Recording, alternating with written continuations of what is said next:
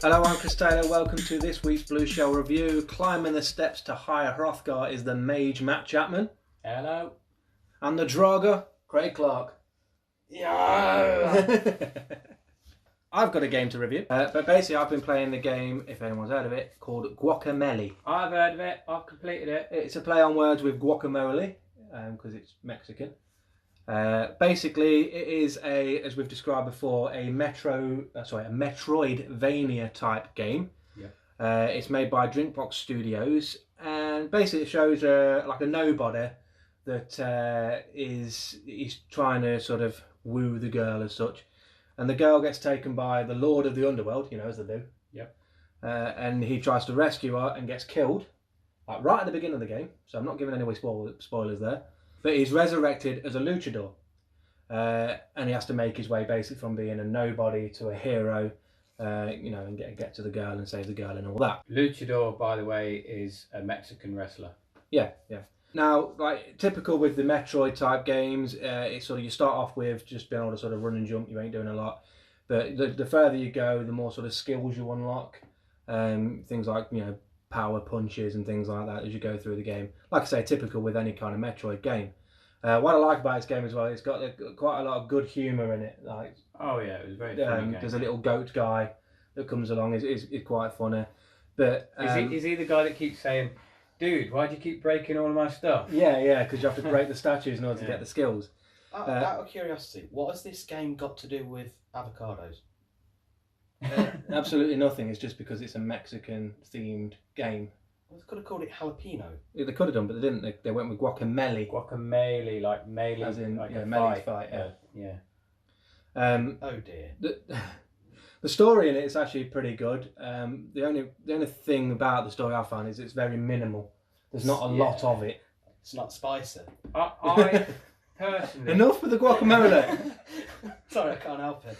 Personally, I thought that it was just bang on the right amount of story for the kind of game that it Well, is. it was, but just because it was all sort of typed written, it wasn't. There's no sort of actual voices in it. So yeah, if there was actual voices involved in it, then it would be very sort of limited to what there's not a lot of it. Now, graphic wise, it's a very sort of cartoony, bright, and blocky type game, but that's kind of what you want from a sort of Metroid-esque type game anyway. So I will rate it 8 out of 10, I think. Yeah, I'd agree with that. It's a very, very good, very recommended game from me as well. In fairness, I nacho think it's the Oh, kind of dear game Lord. I play. Oh, thank you very much. I'm here a week. Oh, I hope not. Yeah, so if you like your platform games, because it really is a typical platform game, it really is right up there with the best. So, guess the sound. Guess the sound. Guess the sound.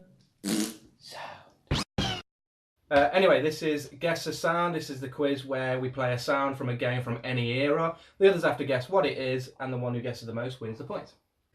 So these are a combination of soundtracks. There's a few music clips in here, and then there's a couple which are just like sort of voice acting. Sound number 1.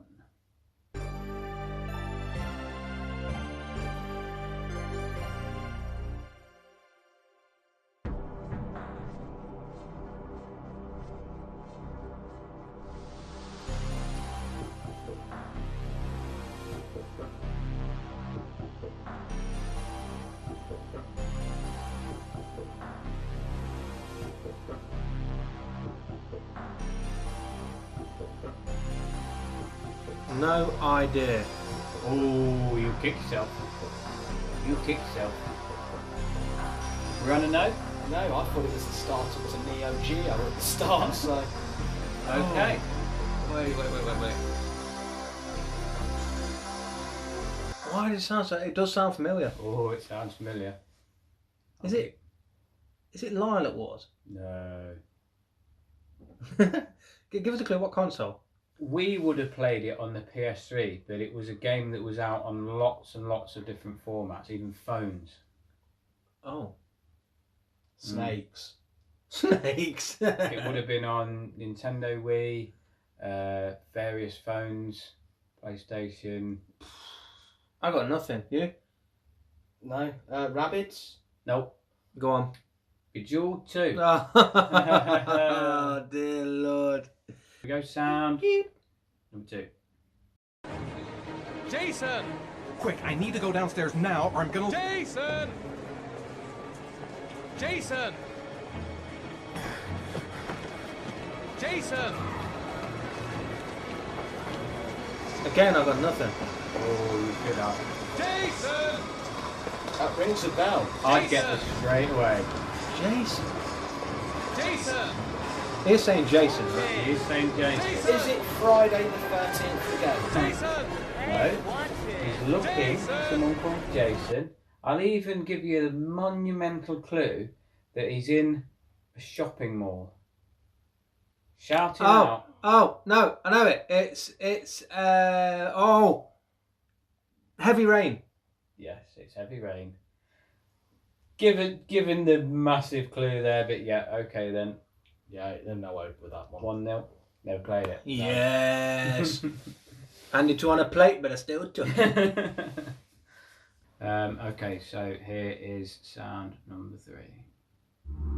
Did I ever tell you what the definition of insanity is? Insanity. That is Far Cry 3. Doing the exact Yeah. same. Very good. I'm not played that one either. Kicking your bum bum. You are, because he's throwing out games I've never played. Sound number 4. That part is my job. Knowing your enemy is only half the victory. I know. Random. Disordered.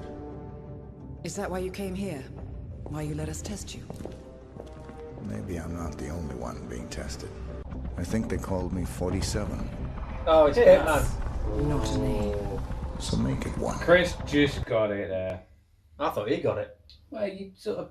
That's got to be a point each then. Got to be a point each. Alright, well, you know what? Chris has won it anyway. Yeah. So I'm going to choose this one. Do you want me to say?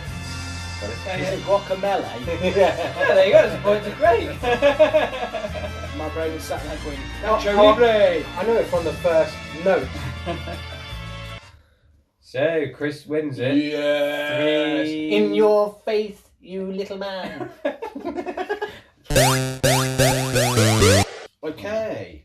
Is this a game you've played? It is. My God. That's the first time in about 3 months. In fairness, it's a game I haven't played for the last 3 years. But it is a game I've played. Finger on the pulse. Yeah. The game is called Artemis Spaceship Bridge Simulator. You had to read that then, I didn't did, you? because normally I know it as Artemis. Oh, okay. I mean, of course it is. Of course it's called Artemis Bridge Simulator. Spaceship. Sorry. Spaceship! Artemis Spaceship Spaceship! Bridge Simulator. It's a very unique game in that, Craig's the only one that's ever played it. no, you can't play it on your own. Oh, right. You have to play it with at least 6 other people, You ain't played that. which You don't know 6 $40 people. was 20 quid. Of course I played it, it was cheap. Can I you, just you take... You don't know 6 people to play that game. No, I with. played it with 5. So you have a comms operator, Yeah. a helmsman, a fighter pilot, an engineer, there's another one I can't remember, and the captain. So which role did you play? We played all of them. So it's very strange because once the game finishes, you can then literally swap computer roles. Is Alex here? So I should point out that I don't know if people have noticed in previous podcasts that Alex has a tendency to keep saying the word literally through all of his reviews. Yeah. It was literally a really good game, and I literally really liked it. Equally, if anyone notices, Craig has a similar thing with at which point. So literally, at which point? No, the way the game works is we had to do it with 5 people who all had a laptop. Right. So you can then join each other's game and then you play off. You can also play it through Android phones and iOS phones and connect them to PCs at the time as well now. Yeah. But yeah, you chose a role that you were going to do. The captain is the only one that doesn't really get the computer screen. He gets no information whatsoever, and he has to rely on He relies everything on that's the told. communication from the others. I've been shot down. This actually sounds like it has the potential to be a really good game. Yeah, but it also sounds like it has the potential to be a really boring game. Yeah, exactly. It's so this is weird what I want to because know there's actually now. competitions where you can. I mean, the go simulator thing sort of suggests that, doesn't it? Well, we were all Trekkie fans, so the original graphics for the game are slightly boring. Right. But you can download the Star Trek Edition version where you literally get the Star Trek ships. You can choose Enterprise, any of them kind of things, Voyager classes, and then the background effects on your screen replicate the actual computer screens within the TV show as well. Good one for the Trekkies then. So, as a person that doesn't use Steam, sorry listeners, but mainly PS4, mainly PS4 player here. Does Steam? They're all your prices. You're not. What? Mainly a PS4 player. Yeah. No, I would call you a Nintendo player. Does Steam display all its prices in dollars? I assume so. I've no idea. If you was to go on the British site, the problem I've got is I went through the website. Okay. Because you have to go through the website to buy the bridge pack. So for us, it made more sense for us all to put in about £3-4 each, download the bridge pack, and then just install it on about 20 laptops that we had at the time. What, you installed it on 20 laptops between 6 of you? Yeah. No, it's so funny to see him trying to reach his teeth. Put it on the top shelf again. No, the reason it didn't work on my laptops was my laptop at the time was so old. So then I got a replacement laptop, which I stole from my sister, which was about a year younger. Yeah, you can't call it a replacement laptop when you stole it. No, I'm not sure you... Well, she never got it back, so it's mine. So. But yeah, no, it is the car's broke down, but don't worry, I've replaced it with next doors. As long as they don't know. No, it's a game worth a go. It's relatively cheap, especially if you've got enough people that want to chip in. This is how we big stuff up here on the Blue Show with you. It's worth a go. It's relatively cheap. Well, I enjoyed it. It is definitely a game that you have to play with the right people. Most of the time, if your captain's a person that you don't want to listen to, you find that everyone just doesn't listen to them, and they kind of skirt around the idea of what they're being suggested. So let me just get that wrap my head around that sentence. If your captain is someone you don't want to listen to, you find that he just doesn't get listened to. Weird that. Okay, brilliant. Well, we'll move on to... You describe it. Interesting fact that's not that interesting, but slightly interesting, more than normal. What is your interesting fact that's not very interesting, but a bit more interesting than normal? It's basically urban legends within games. Okay. So I was having a look at, because I can remember an old story from the 80s about an arcade game. Okay. I'll come back to that later because it's part of it. But then it got me thinking, what other interesting urban legends have there been within games? Well, I can think of one. Go for it. The game Until Dawn Mm-hmm. is based obviously on a real urban legend about the Wendigo. I was going to say wigwams. Or Wendigo. Wendigos. Wendigos, yeah. That's what the game's obviously based on. Yeah. It's based on real urban legends. Mm-hmm. Is that in your list? No, it's not. Oh. So I've Good game if anyone gets a chance to play it. I've gone with a game that you like. Me? Yeah.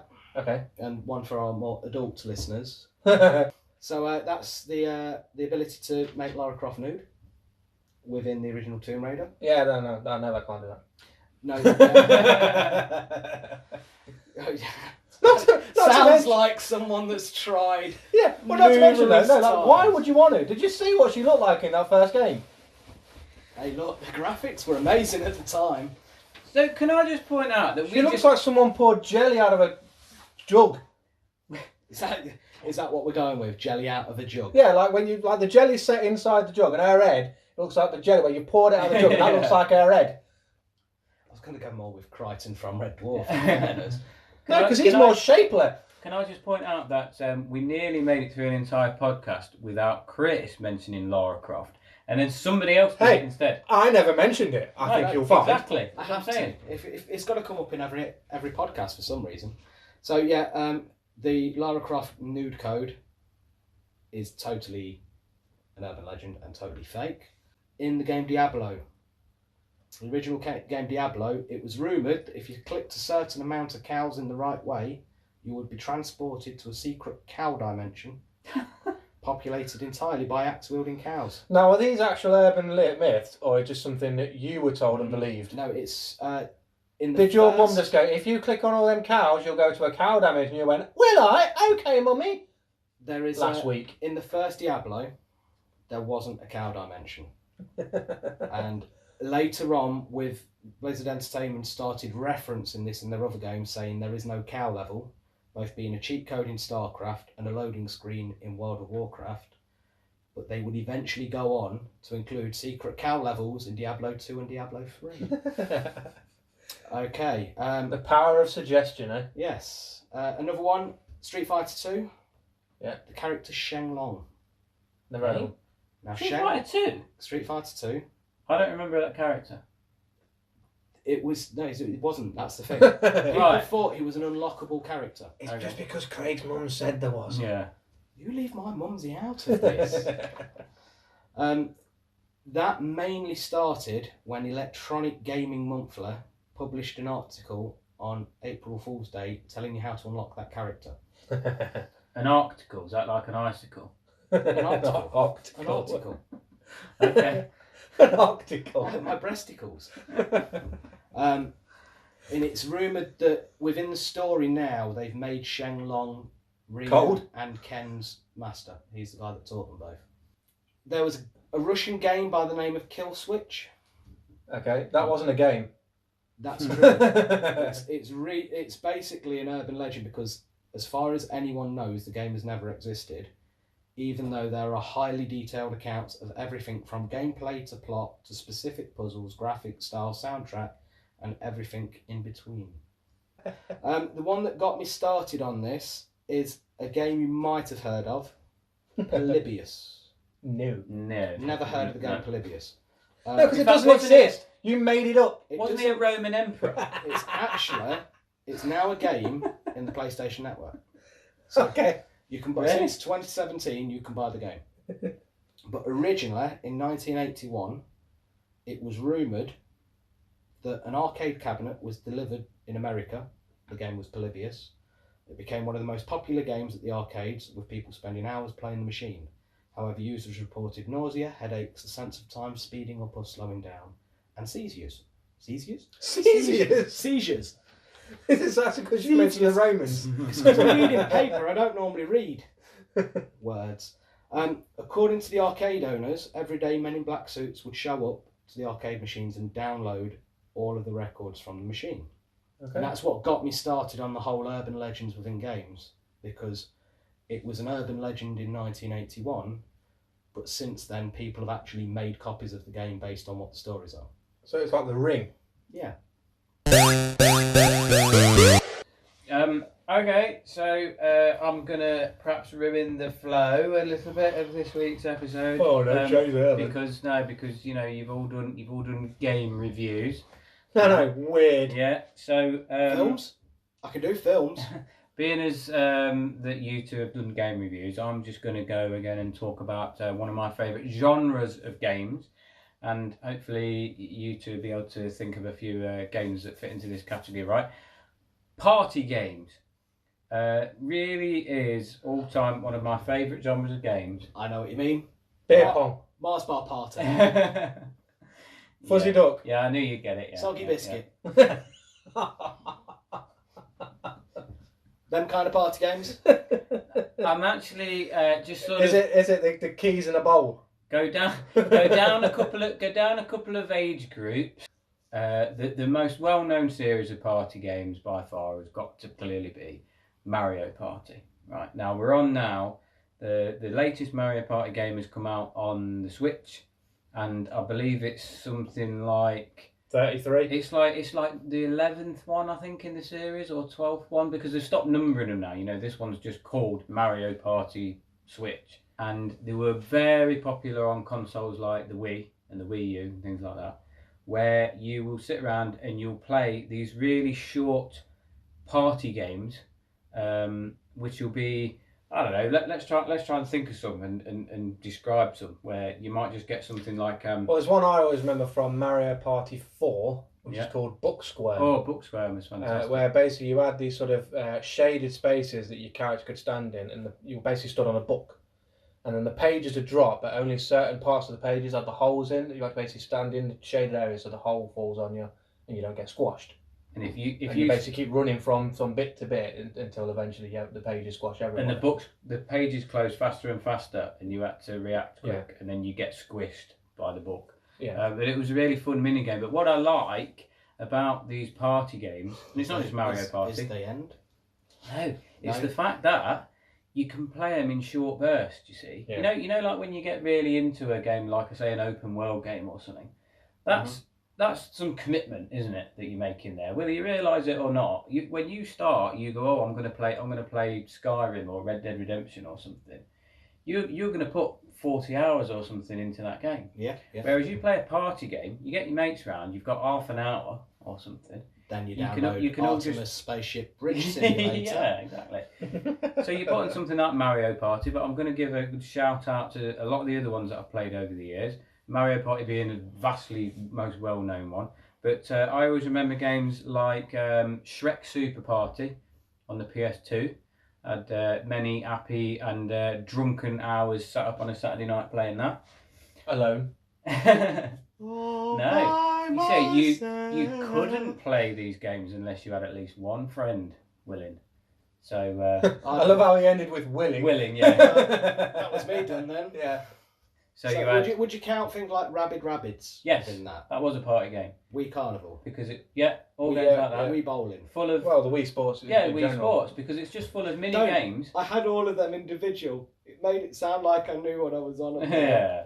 I mean, like my favourite, if I'm going to actually point one out, is Chef's Love Shack, which is from the South Park sort of series, and they made it was on the N64, it was on the PS1. Yeah, now we remember it from the PS1, we used to play I remember it from both, really, but it was a quiz show that Chef from the series hosted, and the 4 kids from the show, they were the contestants, they were the characters that you picked. So it was up to a 4-player game, and you had to choose one of the kids from South Park. And it basically gave you like a series of questions, and they were ridiculous questions as well, that you had to answer. And then at the end of that, it sort of it'd scroll through a list of mini games, and it'd settle on one, and that'd be the game you'd have to play. And there were some brilliant ones. Another one that me and Chris had a brief go on the other day. Fellow Munchkins like Craig. Yeah. You didn't have a go on a fellow Munchkin like Craig. Me and Chris had a go the other night on a PS2 game called Sponge. It's a SpongeBob SquarePants. SpongeBob SquarePants game. And it's called Lights, Camera, Pants.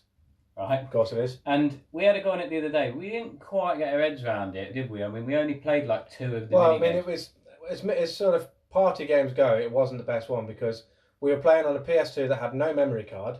Yeah. So we put this game in, and you had no save game. There were obviously no save game, but none of the mini games were unlocked. Yeah.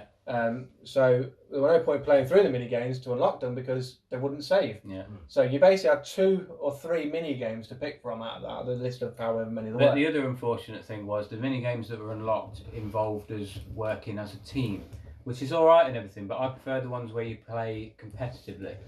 Yeah, basically because we couldn't coordinate. Yeah. But anyway, you had that, you had Shrek Super Party, you had a game called Muppets Party Cruise, which I used to love. This is all PS2 stuff. And ones that you just mentioned, like that Carnival and all that lot, all party games, all games which should be part of anyone's collection as far as I'm concerned. When you've got some friends around and stuff, that is the kind of game that you want to be playing. Yeah, I'll throw another game at you. It's not actually on a console, it's iPhone, again, Apple, and that's Evil Apples. Evil Apples? Evil Apples. This is a game that you play against your friends? Yeah. Okay. It's very much the app version of Cards Against Humanity. Really? Yeah. I'm intrigued. Oh, yeah, nah. Yeah. It's definitely worth a play. And again, you can play. You don't have to have your friends next to you. You can play online with other people. But Well, on that note, that's the end of the Blue Shell review. So bye bye. Bye bye. tatty buys.